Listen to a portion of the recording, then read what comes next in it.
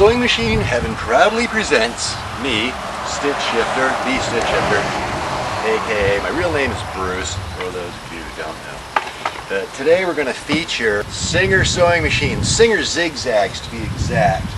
I like zigzag machines, and especially the 319s that we have here today. I got a 319K here, and in this ugly old tattered cabinet we have a 319W. This is the K, this is the W.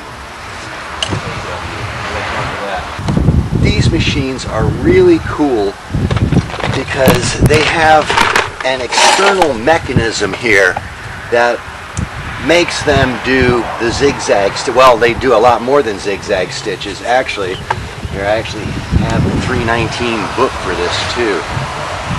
This is what a 319K book looks like, says right there. And it shows you basically everything in here. This is an original, so it's a little tattered here and there. But it'll do all these stitches, all these hundreds, maybe thousands, I don't know. It'll do zigzag patterns, little tree tops, little arrows, waves, just a myriad. Oh, look! It looks like a little Batman, little Batman head there or something. But they're in little. That looks like little Batman wings. Wow, that is pretty cool. I never really noticed that before. But this up here looks like elephants holding each other's tails. But yeah, so there's just, I mean, it's unbelievable the amount of stitches that this machine will make. Now, wow, it's been a while since I looked at this. Yeah, it's really incredible, the stitches and variations you can come up with. Neat little thing there. But what it is getting at here is the 319 has this external cam you can see here, and it comes off.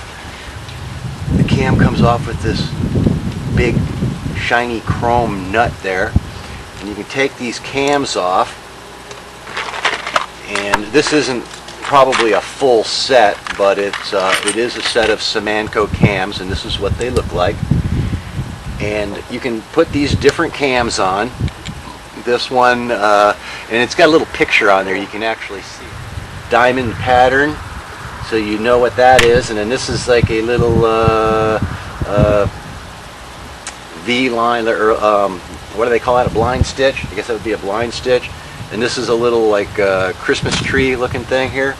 So you pick out what cam you want, and you pop it on here and get the little thing in the hole there so that it grabs it, and then you screw this back on. And when you engage this first little lever here, what that does is, here, let me pick this pressure foot up and get this leather out of here. Oops, the needle just fell out. That's not good. Goes in there, and the groove goes in the front, and the little indent goes in the back because your hook is on the back of this. We'll get into that later.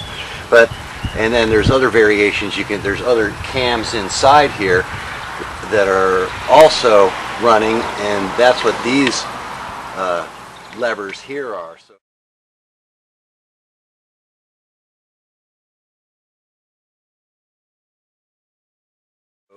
if you didn't want to run it, you can just flip this up here, and it'll make a, well, if you can't quite see it probably there, it'll make this stitch, or you put that one up.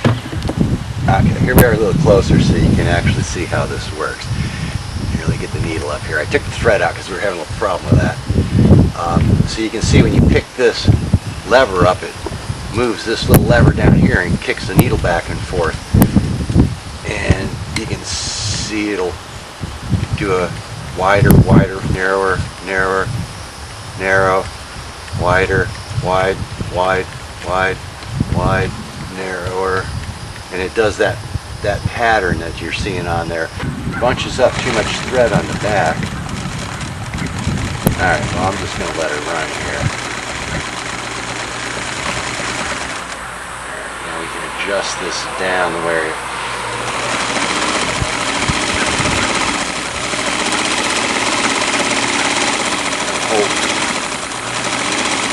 don't want to push the material through, and you don't want to hold it back like I was just doing there either. So I'm going to bring our needle up. We can take this out. Those are some scissors there, huh? And you can see that's the pattern it makes. And there's where I was holding it back a little bit. It makes it nice and tight, so it's like little beads or whatever. Or you can do it like, now let's try another. Let's try this D one here. This is the D. Oops. No, we don't pull my thread back in there too far. Alright. And we're going to crank this down a little more. You just turn this knob and it'll very slowly tighten your stitch up. And you can see it's going back and forth, back and forth, back and forth.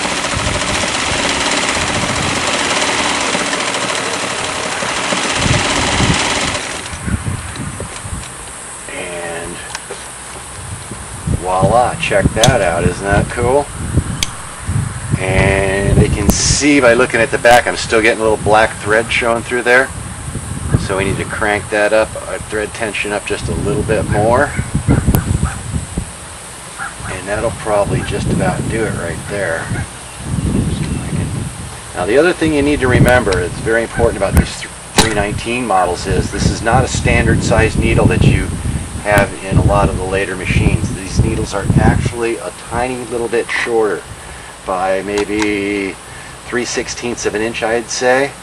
If you run a longer needle in there, you will damage your bobbin. It may run, it may actually sew, it may break the end of the needle off. There goes the fire truck. Sorry about all the traffic. Alright, let's put our needle up. We're going to switch over to this loop thing here, and this is the C level. Oh, I can actually see that's too much. I saw the red thread pop up through, so I need to crank that down just a little.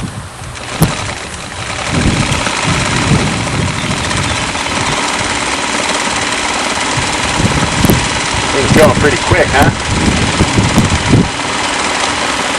That's how these little machines will absolutely. My thread here is getting twisted. I think I have it on upside down, so that's going to run into a problem there. So we'll take care of that. But you can see here, actually, yeah, I think I need to clean out that thread tensioner because it's either too much or too little tension. I can't get it dialed in right. But you can see the different stitches that machine will make, just like it was born yesterday. There it is, 319W. It's basically the exact same machine as the K.